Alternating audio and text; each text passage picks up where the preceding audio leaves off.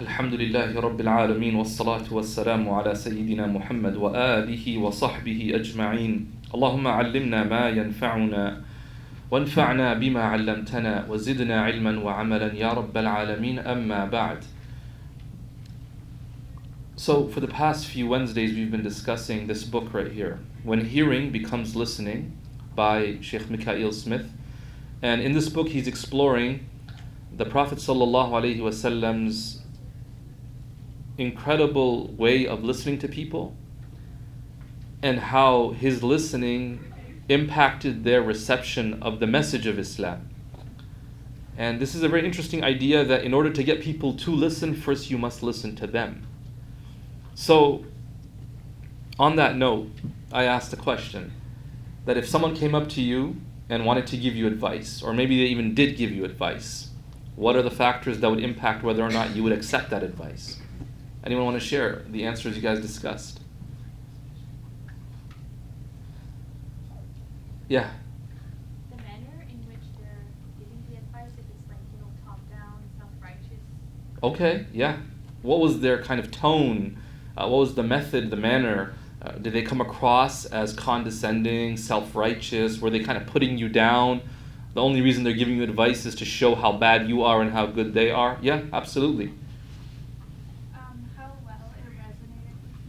How well it resonated with you. Can you tell me more about that idea of it resonating?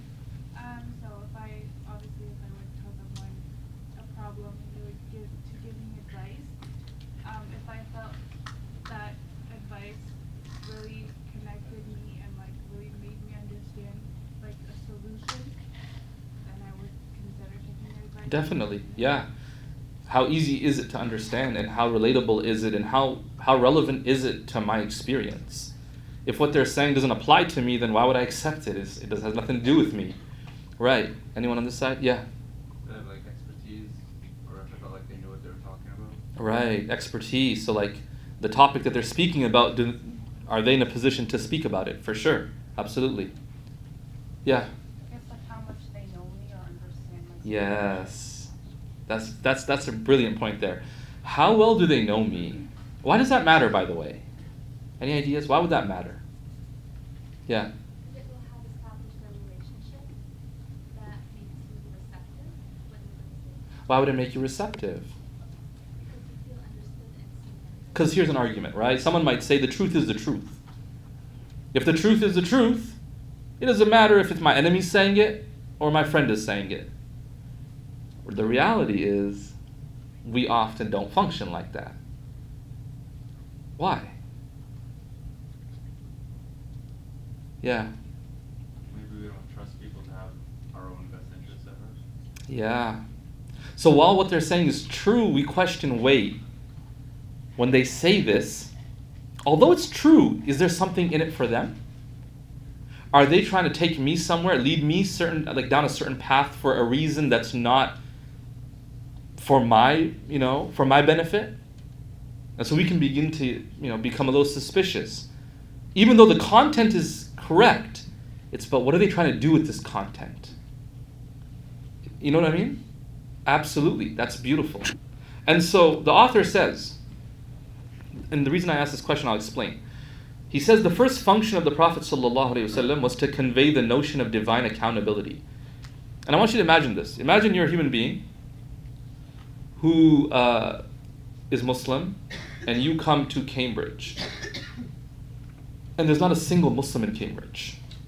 And you've been tasked with what? Getting everybody in Cambridge to become Muslim.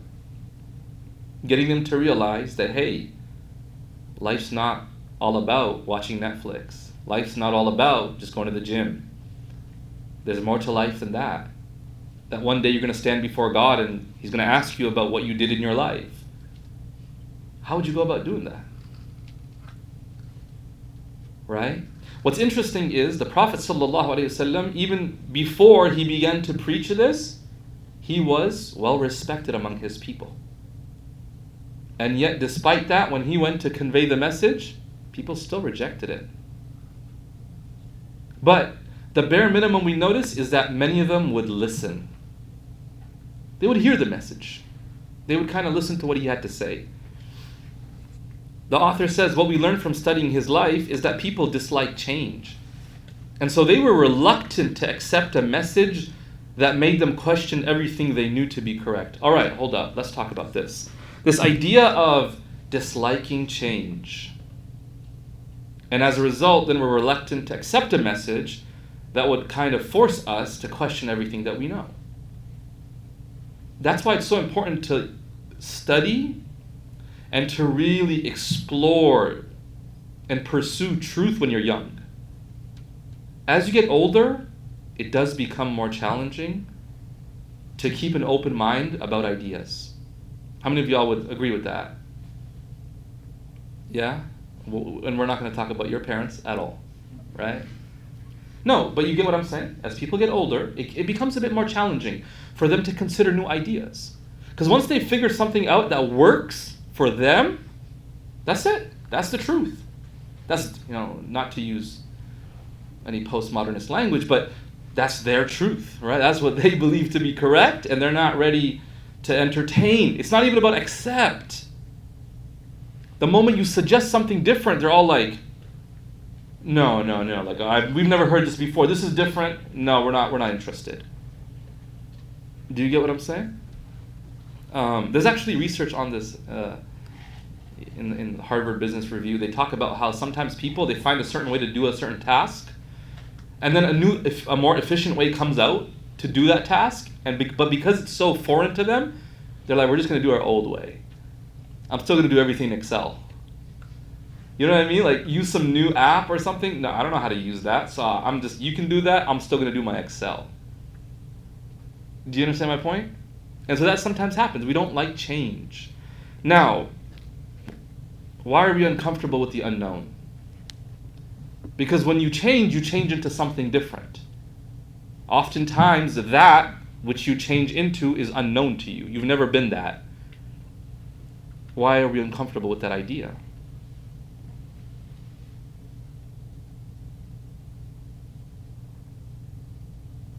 Any ideas here?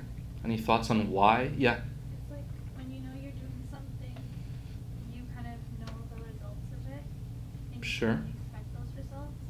But when you're doing something that is different or it's changed, then you don't know the results of it, or you can't like guarantee the actual results because it's something new to themselves. Yeah. So what would be so problematic or questionable about the results? That's the thing, though, that they don't really realize the results or what the benefits or the harm. Let's say someone's been living a life very far from God, right? Now they're being pushed, encouraged, hey man, you need to connect back to God. But that's not something they're used to. The idea that I'm going to have to pray Fajr, and I'm going to have to keep everything halal, and this, and that's different. It's a change. So what results are they probably worried about? Any ideas in that specific scenario I gave? What results would they be like, I don't know if I want to do that? Yeah. I was gonna say maybe failing to meet the expected results. Right. If you don't try, you can never fail. So just better not to try. It's a classic perfectionist tendency, right? If you're a perfectionist, just don't try. That way you can maintain this illusion of being perfect. Right? Because if you try, then you might expose yourself as having failed. Right. Absolutely. Anything else? Change. I was just gonna say like probably be scared of like the things you have to give up. Yes. The things you have to give up. When you change, if you're changing as a person, sometimes you have to give up certain parts of yourself, things that you strongly identified as. So you identify as somebody who's superior to other people. And Islam comes and says, no, you're not superior to anybody. Stay humble. And what does that mean? That means that when I meet somebody, I can't act like I'm better than them. I have to be humble. I have to be willing to serve them. I have to put myself down. not down in a negative way, but like I have to not consider myself to be above and arrogant above them. That's tough. Sometimes you come face to face with realities about yourself that you've been hiding from your whole life. Many of us would like to believe that we are very disciplined people, but we're not disciplined enough to follow and obey God. Now think about that, right? Because you'll have people like Goggins who will preach discipline, and Jocko Willink who will preach, discipline is freedom and all that stuff. And then you get people who get hyped up because they watch some motivational videos, mashallah, right? But they don't have discipline. They don't have discipline. What they have is heartbreak and pain from the guy or the girl that doesn't want them anymore, right? And that's why they're now driven by this pain. Absolutely. It is very interesting when people's success, and people don't realize it sometimes, their success, when it's driven by insecurity and when it's driven by pain, it's often very unhealthy. It may still be success, but it's not healthy. It's material success, but it's not a healthy success. Because even when you get to the end of it, the pain is still there. Even when you get to the end of it, your insecurity usually is still there. You didn't address the insecurity. You just tried to get validation from somebody else. The believer leaves all of that and focuses on God. It says, truly, I don't need your validation or yours or anybody else's. That's freedom right there. But to do that, you have to be disciplined. In the sense, not the sense of discipline of I can do what I want, but that I can do what God wants. And it's easy to do what you want, to some extent. Like you're hungry, you can go eat. Right? You want to get in shape because it makes you look good, so it's actually an ego boost, you can do it. Can you do something for God? I'll wake up in the morning, not because it's fun, not because it's an ego boost, purely for the sake of Allah. And for many of us, we can't do that. It's a lack of discipline. So when we change our lives, suddenly we discover, wow, I thought I was disciplined all along. No, I was disciplined in certain aspects. Yeah, sorry again, guys. Can you just move forward, inshallah? Just so that we can create more space, inshallah. Because we don't want people having to sit in the, inshallah, in the walkway. And so, yeah, sometimes when we change, it forces us to come face to face with realities that we've been hiding from our whole lives. Does that make sense? And that's why we don't want to change. Better the delusion that doesn't ask anything from me than the reality that hits me deep in my heart. That's what many of us have chosen. I'd rather keep the blanket over my eyes than to put it down and have to look in the mirror. Because what I see in the mirror may not be what I like to see. And the greatest mirror is the grave. That when you look in, what do you see? What have we done for it? These are questions, guys, right? So it's very uncomfortable. It might force us to admit that we've been ignorant all along. Because, for you to change it's essentially an admission that up until now, I haven't had it figured out. Otherwise, if you had it figured out, why do you have to change? Do you get that? Like, if you have it figured out, there's no need to change. The fact that you have to change says up until now you haven't had it figured out. And if you've been carrying yourself around everybody else like you haven't figured out, it's hard. It's hard, absolutely. Because sometimes your intelligence gets in the way. Because you're the guy who knows everything. You're the girl who has it all figured out. And suddenly to say, no, I don't. I've actually been really behind on certain things in my life. That's hard. That's challenging.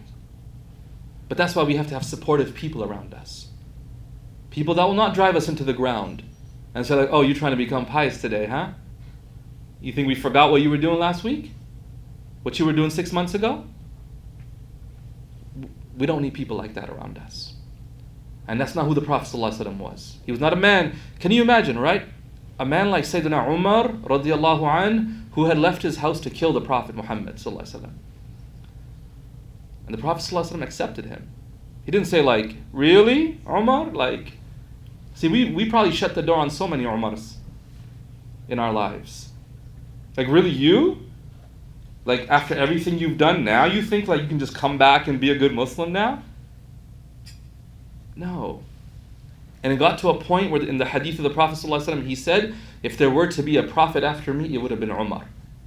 لو كان بعدي نبيا لكان عمر. I mean, that's how high the man rose in his life. But you have to see a person's potential. Our problem is that we often only see what's in front of us. Or worse, we only see their past. And we don't consider that this person's future could be so bright. So bright. But because we ignored the future and all we could see was the past, we shut the door on them. Right? Now, change. Like, you have to understand, these people, they disliked change. So they didn't want to accept the message. When you want to change, you have to change into something that you don't know yet. You're not it yet. You have not been changed. So what you change into is unknown. The unknown, we fear the unknown. Why? Because the unknown has the potential to be anything. What does that mean? If there's a door, right, that you don't know what's behind the door, until you open the door, what's behind the door? Any quantum mechanics students? Like, anything's behind the door. No. If you go through all the hypotheticals, anything's behind the door. That anything includes nothing. That anything includes like a giant moose. Someone was telling me today that they were camping and someone woke up in the morning and they go to the washroom and they were like still groggy and they went to open the like put their hand on a tree and they just touched a moose. Like they didn't realize, and they looked up and they're like, wait, this tree feels really weird. Look up and they see a moose and they just booked it. They were like, what in the world is this? It could be anything behind that door.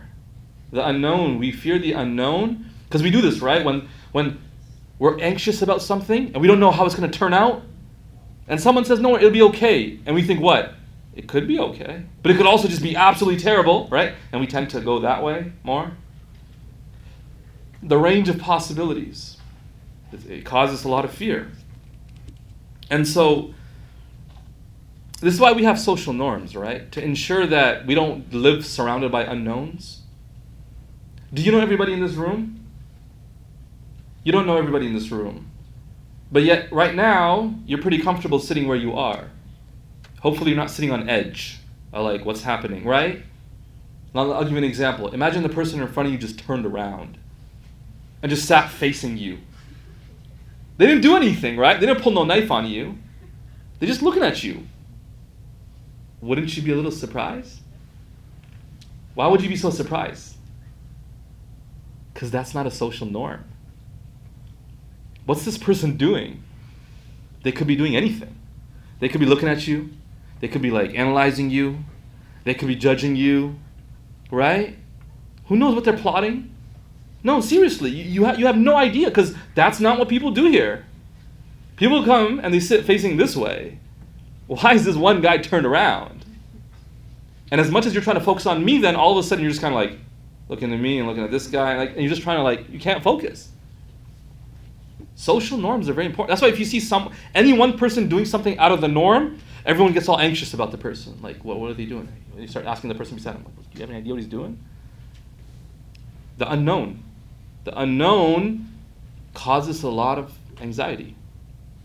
And so that's why the Prophet ﷺ, when he came to people and he wanted to share a message that called them to change, it was very challenging for them. So naturally he had to warm up to that. Naturally he had to make sure that they knew all the things you were talking about, that he was their well-wisher. He had to establish a connection with them. Do you get it? He couldn't just come and preach. That's why some of us, if that's our approach to preaching, is to just walk up to somebody and just give advice. That's terrible. That's not prophetic. Because why would they ever listen to you? No, but Shaykh, I'm speaking the truth. Yeah, but people are not robots. You don't just press the button of truth and they're like, okay, and they just submit. That's not how it works. You have to win their heart. And you have to convince them, number one, that you are their well-wisher. This is why so many of us, when we were younger, and maybe still now, but when we were younger, we never listened to our parents. But the day our friends told us, let's do it. Right? Our parents were like, last 10 nights of Ramadan, you should be in the masjid. We're like, yeah, whatever. You know, you're just trying to control me again. And then your friends were like, let's go to the masjid. Like, let's go. What happened? It's because you really believe that your friends wished well for you, and maybe they did. But you didn't believe that your parents wished well, even though they said the same thing. Do you get that? And so that's how we are as human beings. We're going to act like we're all objective and I'm just rational, you know what I mean? No, you're not. No, you're not. Right? We all have our biases. We have our blind spots. Our emotions can cloud our judgment. So we're always analyzing people from like, do I trust this person? Not even what they're saying, but like, do I trust them? Do they know me? What's their motive? We factor all these things in. So the Prophet ﷺ used to come to people, and the Quran multiple places mentions this. He would come to people and say, "La as'alukum alayhi min ajr." I'm not asking you for any money. Because imagine someone came and said, I want to give you some advice, but give me $10. Because you'd be like, is it because of the $10? Is that why you're giving me advice? Prophet ﷺ said, I don't want any money from you. I want nothing from you. You can do nothing for me. This is advice for you so that you live a life that's meaningful and purposeful, and when you die, you have something to show in front of God. That's it. Now, when you come to somebody to try to tell them something, as the Prophet ﷺ used to try to do, to fill up a vessel, you first have to empty it. When you go to somebody and you want to convince them of something, one of the first things you have to do is what? Is listen. Is to listen to what they have to say. You ever had this happen where somebody's a little bit hostile about some topic? Could be politics, could be religion, could be anything. And if you just listen to them, you just hear them out, let them vent, let them let it all out, right? And you're like, yeah, you're listening, attentively, compassionately, and you show them, yeah, I get your pain. Yeah, it makes sense. And once they're done their rant, now you have your opportunity to speak. Yeah, have you ever had that experience where once you start to speak, they're actually very receptive? How many of y'all have had that? Where you just had to hear them out. And once you hear them out, you had your opportunity, and they were actually quite receptive because they got it all off their chest. No? Nobody? Y'all were all the ranting people? No, joking. But no, it happens, absolutely, when you meet people and they're really initially a little bit hostile because they just have something on their chest. They want to get it off. Stephen Covey, he gives an example. He says, when you're giving advice to somebody, the first thing is to understand their perspective. The Prophet ﷺ understood his people.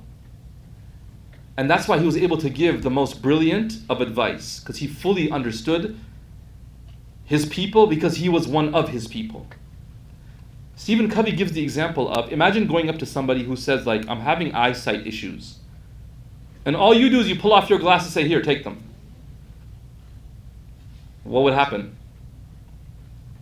Likely the other person would be like, no, thank you for offering, but these glasses are not helping me. No, but they work for me. You should try them. Try harder. And the person's trying to see and they still can't see, and you're like, no, you're not trying hard enough. Turn your head a little bit, look from the side. They'll say, no, I have a different perspective. I have different eyes. So I need a whole different set of glasses. What works for you, the glasses that you wear, will not necessarily work for me. Too often, the advice that worked for us, we try to force it onto other people. Do you understand that? Without even trying to understand where they're at. Hey, this worked for me, so you should do it. Oh, I tried it. It doesn't really work for me. Try harder. You're not trying hard enough. Because I did it and it worked for me. Do you get it? It's not how it works. You have to first try to understand where somebody's coming from. And to understand where somebody's coming from, what do you have to do? to listen to them. You don't have to tell them, you have to listen to them. Now, when you listen, you have to be a fearless person. Because when the person speaks, they might say things like, ever had someone say, I need to talk to you, and that's it? What do they want to talk to you about? Could be anything. Or if someone says, I have something really heavy to tell you, sometimes we're not ready for that conversation. He says they don't fear, like a listener who's a good listener does not fear the darkness of the unknown, be it the darkness within themselves or the darkness within others. A listener has to have courage. Let's think about this for a moment. You're sitting with somebody who wants to tell you something, and you're meant to be the listener. Essentially, what this person is going to do is share their experiences with you. You're going to be dragged into their story. They're going to walk you along a journey. And they want you to walk with them. Imagine someone, wakes you up and says, hey, we're going to go for a walk in the dark in a random woods. Would you go? Someone said yes. MashaAllah. Okay. Anyone else? What would determine whether or not you're ready to go? The person that you're with. Okay, yeah. What about the person? If you know them, yeah, sure, but they protect you, you protect them, what factor about them would want you to you say, okay, I'm going to go with this person? Or you care about them. You're like, yeah, I don't want you to go alone. Right, okay, I'll go with you. A person who you trust, you would assume that person has been there before. Right, absolutely. Someone, at least one of the two of you, and you'd be more willing to go if you've been there before. Right? As intimidating as it may be, you tell them, hey, listen, I've been there. Let's go. We can go there. That's why if you're going to be a good listener, and someone's going to come and tell you something really heavy, you have to be able to tolerate it. Do you understand? Now, that's maybe why you shouldn't always divulge and share some of your deepest and most heavy details about your life and you with just a random friend, and maybe even a close friend, because maybe they're not ready. And that doesn't make them any less of a close friend. You're demanding a lot from them. Do you understand that? It's ideal to do it with a professional. Someone who's experienced, who's trained in listening to heavy material. Right? Someone who's heard it all. And that takes training as well. Because it's not easy. Sometimes people think being a counselor must be amazing. You're just listening to gossip all day. Right? It's dude, you just sit there and they just tell you their life problems and you're you go home and it's all juicy. No. Some of it's really heavy. I know people right now, they're doing their training, their practicum, and their placement at different clinics and stuff, and they're just, they come home and they just don't want to talk to anybody. Because it's heavy. The stories that come to you, the things that human beings can do, wallahi, just rocks you to your core. You really, at some point, you can get to a point where you walk around going is there anybody normal left? Do we have normal people anymore? Because it's from every walk of life, from every background, every religion, every age group, you're going to hear some really interesting things. But as you're trained, and hopefully the individual is being trained to listen. But it forces them to go deep within themselves. And that's why we have, and Allah knows best, but it seems at times we have a real crisis of embodied therapists. What does that mean? Not therapists who are trained merely to tell you the right thing and to, apply the right modality. No, but therapists who are truly within themselves. They embody those qualities. They know how to actually not teach someone to emotionally regulate. They themselves are emotionally regulated. They are people who are grounded. They are people who are present. They are people who are clear about what life is all about. They're comfortable with the darkness and with the light. And subhanAllah, this is a common complaint I've heard from many people. Because people will come to me and I'll say, go for therapy. You know what they tell me? Like, Shaykh, I haven't found a really good therapist. When I go to a therapist, like, I question whether or not they're really, like, comfortable with what I'm saying. I don't know if they're really, like, getting it. Or they just seem so disconnected. Like, they're not ready to lean into my pain and walk through the pain with me.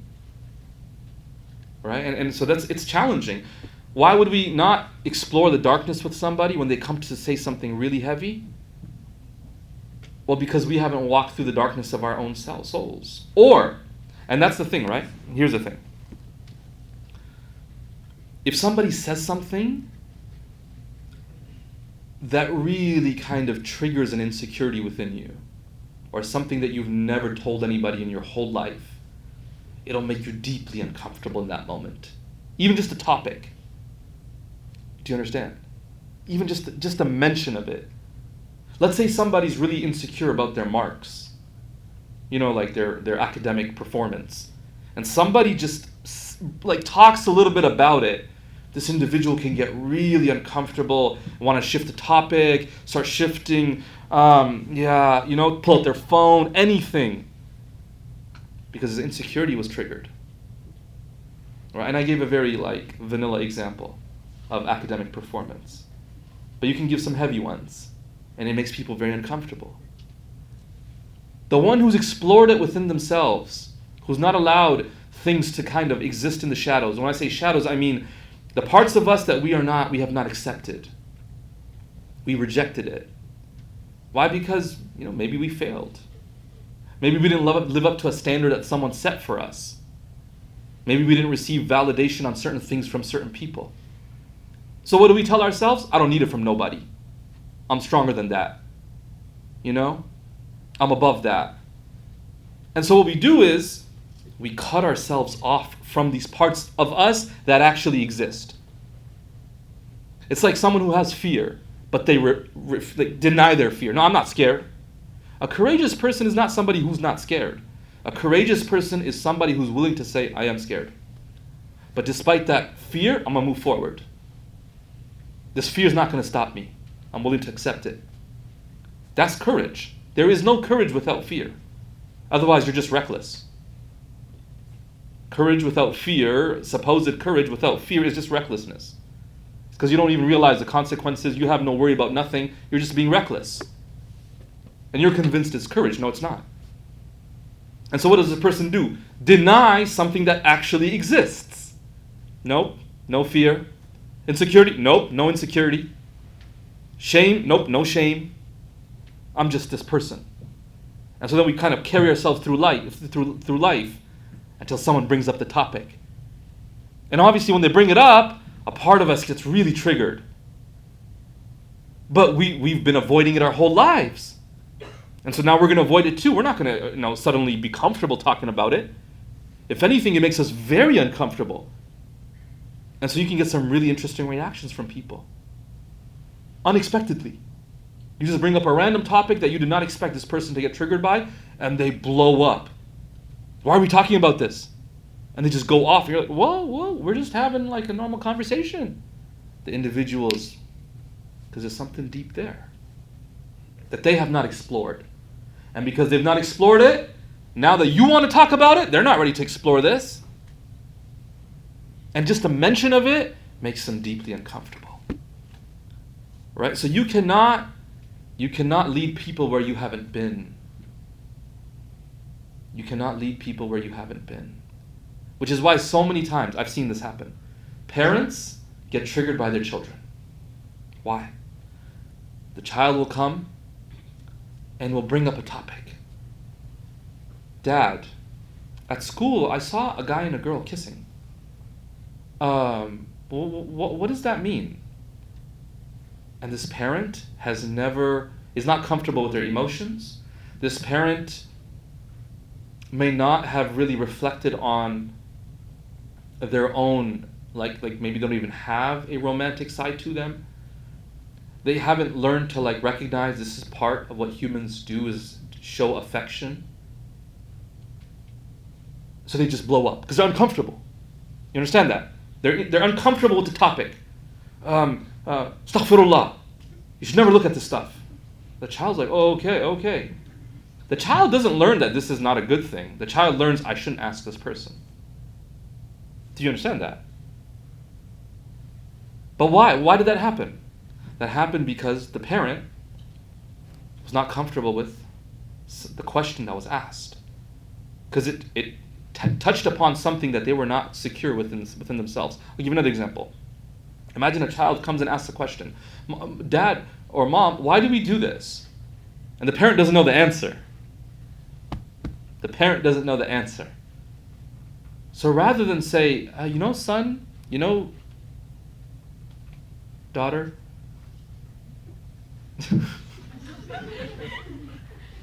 I don't know.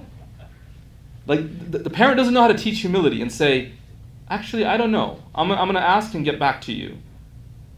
They're insecure. They feel like I need to know. So what do they say? Astaghfirullah. Why would you ask that question? You don't trust God? La hawla wa la quwwata illa billah. You must be your weak Muslim. Who are you hanging out with? Right? That's always what it gets to. Right? Who are you hanging out with? No.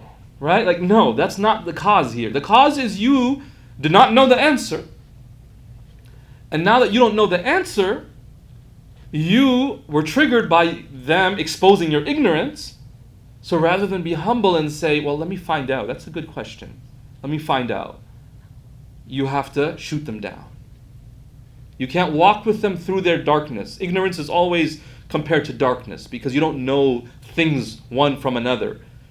You can't walk them through that because you haven't been through it yourself. Do you understand that? And so a listener has to have courage. All right. I think we'll stop here, inshallah. There was more that we wanted to talk about, but khair, inshallah. We'll stop here. We will continue next week, inshallah, with this topic. We'll pray Salatul Maghrib now. May Allah subhanahu wa ta'ala grant us tawfiq to be people who really, really introspect and look deeply within ourselves so that we are more comfortable with those around us and being able to be there for them when they need us. Ameen ya Rabbil Alameen.